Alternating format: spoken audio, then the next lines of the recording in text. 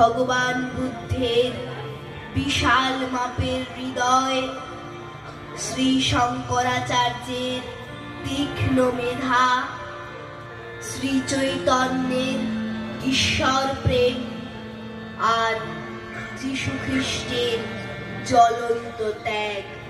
ঠাকুরের সাথে নরেন্দ্রের প্রথম সাক্ষাৎ 1881 খ্রিস্টাব্দের নভেম্বর মাসে কলকাতায় সুরেন মিত্রের বাড়িতে। স্বামীজির গান শুনে ভাবাবিষ্ট হয়েছিলেন শ্রী শ্রী রামকৃষ্ণ।